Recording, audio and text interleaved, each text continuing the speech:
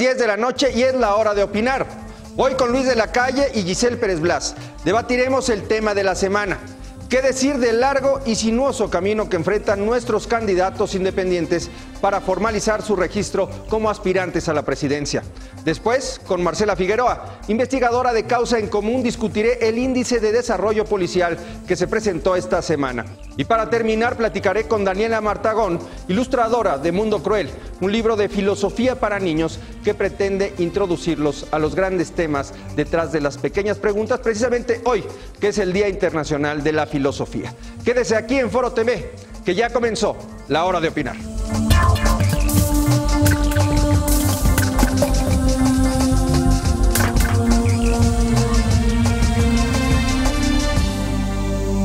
A nombre de Leo Zuckerman, titular de este esfuerzo informativo, le agradezco que nos acompañe y bueno, comenzamos con el tema que hemos estado debatiendo a lo largo de esta semana. ¿Qué hay que decir del largo y sinuoso camino que enfrentan nuestros aspirantes a candidatos independientes para formalizar su registro ante las autoridades electorales? Como todos los jueves, está con nosotros Luis de la Calle. ¿Cómo estás, Luis? Primitivo, buenas noches, ¿cómo estás? Y también se encuentra con nosotros Giselle Pérez Blas, estratega de comunicación política, a quien agradezco que acepte nuestra invitación. ¿Cómo estás, Giselle? Gracias. Muchas gracias, Primitivo. Buenas noches. Gracias Luis. por estar con nosotros. ¿Cómo estás, Giselle? Luis, ¿qué te parece todo lo que está pasando con los candidatos independientes o con los aspirantes a candidatos independientes? Hay un debate sobre si las reglas son justas, sobre si es realmente una práctica democrática, sobre si los elementos técnicos ayudan o no ayudan. ¿Qué decir? ¿Cómo estás viendo? Porque acabamos de cumplir un mes, ¿no? Un mes de este plazo que tuvieron quienes se registraron para recabar los apoyos que les pudieran abrir la puerta. Bueno, las reglas son demasiado estrictas, ¿no? Debemos de un sistema que fuera más sencillo inscribirse para participar en todos los niveles, no solamente a nivel del presidente, sino presidente municipal, diputado, senador, gobernador. Pero los partidos políticos son los que controlan las reformas electorales y tienen un incentivo de tratar de preservar su monopolio. El monopolio. Entonces, en México tenemos reglas que son que tienen barreras de entrada importantes a la competencia electoral. Se ha progresado, los candidatos independientes existen por la exigencia de la sociedad, por la exigencia de algunas personas que trataron de ser independientes y no se les permitió. Recordaremos lo que hizo Jorge Castañeda, que terminó en la Corte Interamericana de Derechos Humanos, las reformas que se hicieron. Pero los partidos políticos los hicieron renuentemente. O sea, renuentemente tenemos ahora un poquito más de hicieron reglas con toda la intención de que no se pudieran cumplir. Para que se cumplieran lo menos posible. Lo menos posible, quizá, ¿no? Y entonces eso es lo que estamos viendo. Ahora, no es imposible. Yo creo que esta historia de la aplicación y de si se pueden o no conseguir los votos a través de ella no es muy importante, porque si ya tienes más de 100,000, pues quiere decir que la aplicación sí sirve, ¿no? Claro. Y yo esperaría que algunos de los candidatos sí cumplan con los 860,000 o algo así que se requiere para ser candidato, pero las barreras son altas y son disuasivas para que haya pocos candidatos independientes. Debería haber menos trabas. ¿Realmente son reglas que evitan la participación? ¿Son poco democráticas, Giselle? Sí, son poco democráticas, pero además están hechas para colapsar algo más que los independientes, sino la participación ciudadana. O sea, lamentablemente tenemos un sistema que es corrupto, el sistema electoral tiende más hacia tratar de manipular la intención ciudadana y la votación ciudadana que a facilitarla. Eso está desde las reformas. Como toda la cantidad de reglas que tenemos que son absurdas y que no tienes en otras partes del mundo, ¿no? Tienen un poco más que ver con yo ponerle obstáculo al de enfrente, al candidato de enfrente, sin saber que estoy básicamente atorándome yo solo. Eso por un lado. Por el otro, elementos como fiscalización, no te puedo ganar, entonces te la voy a pelear. En el caso de los independientes, que debería ser una figura ciudadana, este tipo de reglas lo que hace es meterlos en cajones que son viables para cumplir a aquellos que alguna vez participaron en un proceso de partido o que tienen alguna influencia fáctica en algunas áreas, pero no necesariamente un ciudadano. Incluso logísticamente en materia de cómo recorres el territorio, 17 entidades, es bien complejo. No es una orografía, o sea, la geografía mexicana no es fácil de recorrer en campaña. A ver, es un problema de números, es un problema de cifras, de alcanzar los 867,000 más o menos son apoyos. Son 866,593. Bueno, o es un problema de capacidad de movilización, un problema de cuestiones económicas y logísticas. ¿Qué es? ¿Es una cadena? No, es un problema de diseño. Ajá. O sea, el sistema político y electoral en México está hecho para favorecer a los partidos. Totalmente. Y sobre todo favorecerlos como negocio. O sea, los recursos que se le dedica en México a las elecciones son inusitados. Tenemos las elecciones más caras del mundo. Sí. Y de alguna manera como que hemos comprado la transición democrática en México fue comprada a billetazos, ¿no? Y las elecciones son en México carísimas. Fondeadas mayoritariamente con dinero público, aunque también sabe que hay mucho dinero privado que no entra, ¿no? Y la prueba más importante de que las barreras son altas, y creo yo, es la ausencia en México de segunda vuelta. Si tuviera segunda vuelta, las barreras de entrada para la primera vuelta podrían ser mucho más bajas.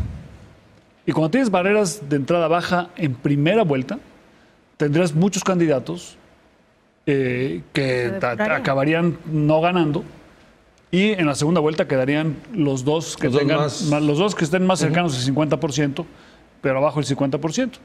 Giselle participó como observador en la elección en Francia el año pasado.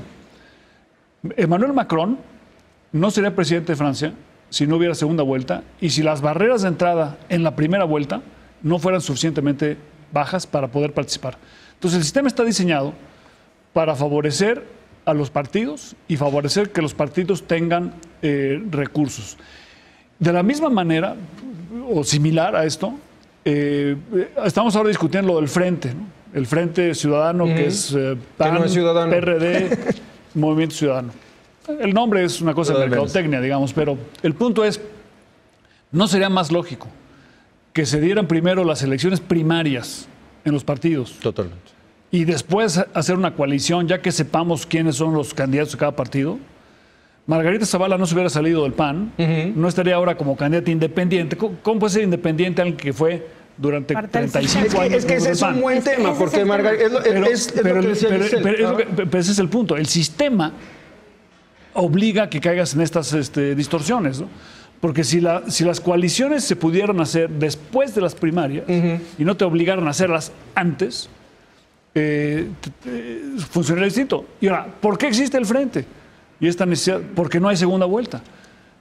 Entonces, todo está hecho para que los partidos puedan tener éxito con, en realidad, poca tracción electoral. Porque lo que está esperando, sobre todo el PRI... Es un gran rechazo. Es que puedas ser presidente de México con 30% del voto. Y con 30% del voto tener el mandato suficiente para poder gobernar. Bueno, se antoja un poco complicado. Pero es algo que ha estado pasando, y así es como está diseñado el tema. Así es como está promovido, no solamente diseñado, sino la intención es la división del voto para que puedas ganar con una participación relativamente pequeña. Ahora, porque los partidos políticos no están dispuestos. Se hacen la pregunta, oye, no puedo yo aceptar la segunda vuelta porque en segunda vuelta pierdo. Oye, ¿por qué no modificas el partido para que en segunda vuelta ganes? Claro. No, mejor cambiamos las reglas para que en segunda vuelta la participación ciudadana se incrementa. O sea, es que ese es el tema. Mira, o sea, los candidatos independientes, yo no diría promovido, diría pervertido, o sea, el proceso. Surgen como un representante que tiene el suficiente peso moral en la sociedad y las capacidades para poder presentar un proyecto político, llámese Senado, diputado, presidente.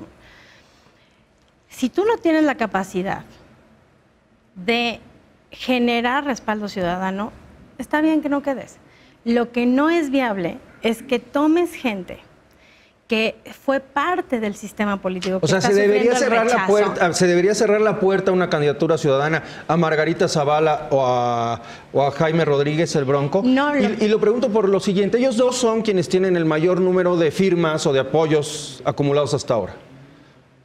Y tiene una cierta lógica. Son quienes tienen, de alguna manera, una mayor capacidad de movilización de una base política que ya habían construido al interior de los partidos. ¿Has visto los porcentajes? He visto los porcentajes, pero...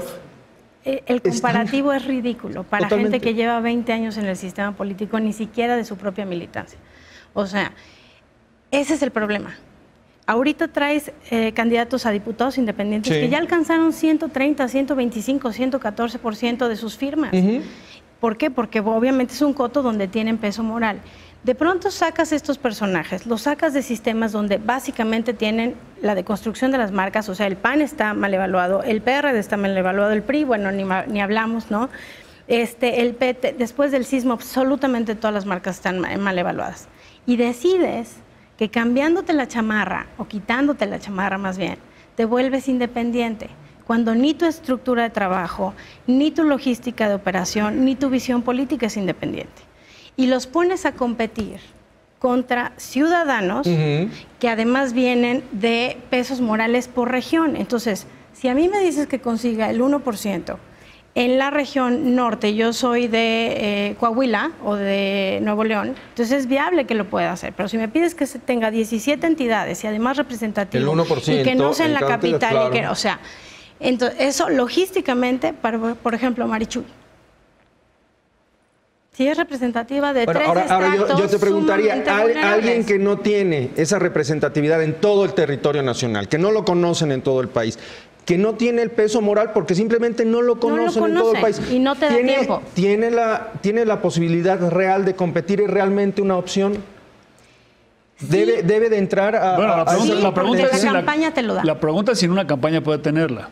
En la campaña puede O sea, en los tener. sistemas donde tienes tú barreras bajas de entrada a la primera vuelta, como el sistema francés, ahora tienes tú 25 candidatos, ¿no? Pero el punto es que van a tener decenas de debates.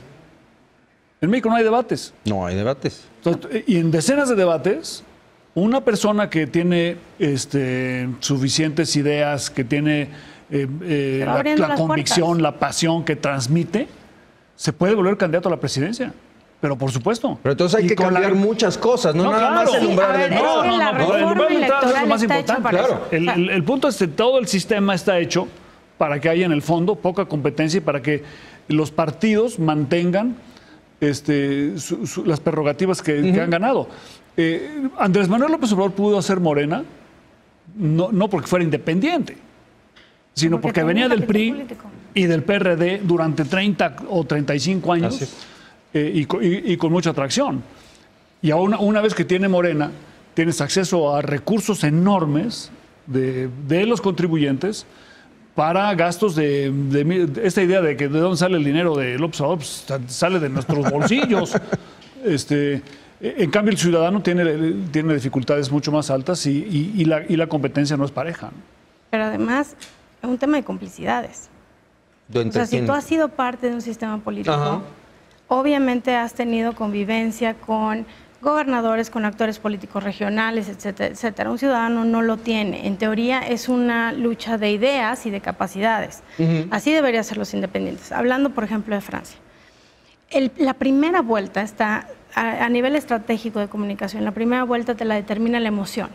Y entonces yo estaba por Le Pen o por Macron o, en fin, por los otros candidatos. La segunda vuelta, como la emoción ya está fuera del tema, ya es una elección racional, que era lo que yo te comentaba de tú tienes que poder votar por varios independientes, porque lo que estás buscando es la confrontación de ideas, no entre ellos, sino contra los que representan el sistema, que todavía no tienen candidatos. El Frente no tiene candidatos, el PRI no tiene candidatos, el PAN no tiene candidatos, Morena sí tiene candidatos. Entonces, si tú estás tratando de generar un ámbito democrático, la idea es dejarlos participar y además poner un piso equitativo. Marichuy, por ejemplo, tuvo la primera nota internacional de todos los candidatos, porque es sumamente representativa de 3 grupos vulnerables, ¿no? Indígenas, mujeres y además de extracción social, digamos, de piso, de las clases más bajas. A eso le tendrías que sumar mediáticamente, tiene la posibilidad de crecer. El problema es Sí, que es candidata, territorialmente, y además exponer sus ideas, porque a veces una participación es precisamente para poner un tema en la mesa. Yo te pregunto, si entran 30 candidatos independientes, ¿hay posibilidad realmente de que expongan sus ideas? ¿Qué hay que cambiar para que todos tengan un foro en donde pesen esas ideas? Primero, las segundas vueltas, y segundo, debates. Te ponen los debates con todas las trabas, aun cuando los candidatos quieren participar. Aun cuando los debates sean entre los tres de los partidos punteros, siempre ponen todas las trabas. No hay realmente debate. Lo vimos, en Estados Unidos lo vimos, ¿no? El año pasado. En la primaria republicana había 17 candidatos, que son muchos. Muchos. Y obviamente no caben 17 personas en un debate. Entonces lo que hacían es que tenían 2 debates. O sea, uno de primera división y otro de segunda. Pero si el de segunda división empezaba a mejorar, subía a primera. Y el de primera división se bajaba a segunda. No, además, ¿con base un buen debate se puede viralizar? Con base a las en una encuestas. Ahora, tú, con las redes sociales y con la proliferación de cadenas de televisión y radio, los debates los organizan las televisoras. Aquí en Foro TV podías dedicarle las universidades, días enteros. Luego las universidades. Luego, hay cientos de canales ahora de televisión y de radio donde podías tener debates. Influenciadores. No tiene que ser tampoco el INE y no sé qué, ni pues sí, que si invitas a uno y no invitas al otro. Todas esas cosas. Eso dicen los a los partidos. No, bueno, pues el problema es que tenemos un sistema. Es un sistema electoral. O sea, no solo es el partido. Es que, por ejemplo, si tú tratas de convocar, ¿no? Con que les mandes la carta, luego no te la reciben, o sea, a veces de verdad es un... Eso es cierto. Si uno quiere organizar un debate alterno, es ahora, también en materia de posicionamiento... No, y además te van a pedir un formato que no es conducente a un debate. Y que además es negociado. Y negociado. Todo es negociado, negocian tienen... las fotos y hasta negocian la de Can y si se pasa, todo ese rollo. No, de los debates deben ser completamente libres, sin moderador, nada más que una persona que dé los tiempos y que los candidatos, a ver de qué cuero salen más correas. Y tú descubrirías que hay gente en México que a lo mejor estaría dispuesta a participar si no fuera tan difícil hacerlo. O sea, porque cuando tienes un sistema que es tan costoso, que te orilla a la corrupción, ¿no? Porque tienes que estar obteniendo recursos, tienes que estar pidiendo recursos. Los mejores candidatos a lo mejor no están dispuestos a arriesgarse a participar en ese sistema, desgastarse. Mira, eso es bien importante. Cuando tú decides participar, lo que dice Luis es fundamental. Al final estamos hablando de seres humanos. Cuando tú decides participar en una contienda presidencial contra tantos intereses, tienes que saber que te vas a enfrentar a un sistema que no te va a querer soltar el control, pero el colmo es que el que en teoría tendría que ser la autoridad y que mediara entre esos intereses, te dice que tienes que recabar 9,000 firmas diarias en 17 ¿Pero eso te lo dice la autoridad o te lo dice la ley? Te lo dice la ley, pero creada final, por la autoridad. Pero ¿no? la ley la redactó los partidos políticos. Los redactan los partidos políticos. El INE, que es la autoridad, tiene que aplicar la ley. Sí, pero ahí también tendrías la participación tampoco tiene ciudadana. para dónde hacerse, ¿o sí? Yo creo que parte del proceso, por ejemplo, el INE al final es la autoridad en materia electoral. Sí. Su voz cuenta, la voz de los magistrados cuenta, la voz de los medios cuenta, la voz de los ciudadanos cuenta. Y si no, pregúntales a los que no querían dar su dinero o pensaban que era un donativo, porque era una reestructuración de... Entonces, es una clase política que no entiende que se va a confrontar con un ciudadano sumamente bélico, que está tratando de demostrarle que no tiene el control, y el sistema político que está tratando de demostrar que la sigue teniendo y que lo va a hacer en sus términos. Y entonces echan a correr a los independientes, algunos que no tienen absolutamente nada de independientes, otros que no tienen absolutamente nada de proposición diferente. Tan es así que, bueno, el Bronco ahorita está enfrentando un tema de desvío de recursos para juntar firmas, ¿no? Y luego tratas de parecer que eso te democratiza a nivel ciudadano, porque está haciendo un piso parejo, como un gobernador y una ex primera dama y a lo mejor un hijo de un empresario sumamente poderoso tienen el mismo piso para recabar firmas en el mismo tiempo en regiones separadas que alguien que no necesariamente ha pertenecido o que tiene este andamiaje. Tienen ventajas. Por ejemplo, la precampaña en estos momentos para los candidatos políticos de los partidos es muy costosa, es muy complicada hacerla, porque tienes muchas más trabas, tienes más vigilancia, no hay actos anticipados. Aquí, salvo que contrates publicidad, no es un acto anticipado, pero tienen muchas desventajas. Y la otra es que tienes un ciudadano que sabe perfectamente identificar qué es un independiente y qué no. Y un independiente emanado de un sistema político solo puede ser de una sola manera, y es que haya roto con el sistema político por un enfrentamiento interno, y ninguno lo ha hecho. Ahora, yo creo que no hay que limitar a los que están en partidos que participen como independientes. También sería antidemocrático. Sí, pero sin tomar en cuenta estructuras o a valores entendidos. El ciudadano sabe, en el fondo, por quién está votando. O sea, yo creo que no se puede limitar eso, ¿no? Tampoco se puede aspirar a que todo el mundo tenga las mismas posibilidades. O sea, una persona que es relativamente conocida, pues tiene más posibilidades. Depende de cuántos por definición, negativos tenga. lo vimos ya en la ciudad de Cuernavaca. Ahora también... Depende de cuántos negativos tenga. Pero el punto es que lo que tienes que hacer, o sea, porque hay gente que tiene cierta ventaja, ¿no? O sea, una persona que es muy conocida, que tiene reconocimiento de nombre, que la gente lo saluda en la calle, pues tiene una ventaja. Claro. Natural. Pero el punto es que tienes que bajar las barreras de entrada, de tal suerte que otros, que a lo mejor no parecería que tendrían chance, una vez que los pones en el ring, a lo mejor sí tienen. Es que con estas reglas, aun cuando seas conocido, necesitas necesitas un ejército, pues, ¿no? Para poder cumplir con estos requisitos. Tenemos que despedir. Conclusiones, Giselle. Yo creo que los independientes como figura democratizadora están fallando masivamente, titánicamente. Y los partidos se están evidenciando en ese proceso. Lo que va a suceder es que el público ahorita está observando, el elector, el votante está observando. Y la campaña empezó mucho, mucho antes. Va a tomar todo lo que suceda con los independientes, va a tener un costo y una factura para los partidos.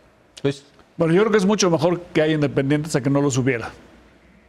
De entrada. Mejor. O sea, obviamente el sistema es abigarrado, barroco, restrictivo, pero es mejor que estén a que no estén. O sea, es un avance insuficiente, pero es avance. Y en los niveles locales creo que pueden ser mucho más. Exactamente. Mucho más. Y otra cosa, yo creo que es otra cosa. ¿No? Si uno de los independientes fuera realmente bueno, en la situación actual del ánimo social que hay en contra de la clase política, un candidato independiente sólido, bueno, sería viable para presidente de la República en México. El problema es que hoy no hemos visto de los independientes ninguno que tenga material para eso. Un buen discurso en una cápsula por redes se puede viralizar a 15 millones de personas en menos de una hora si es realmente bueno y si toca las fibras, y si no, ve el Facebook. Ya les diste la receta. Que lo aprovechen. Gracias, Luis.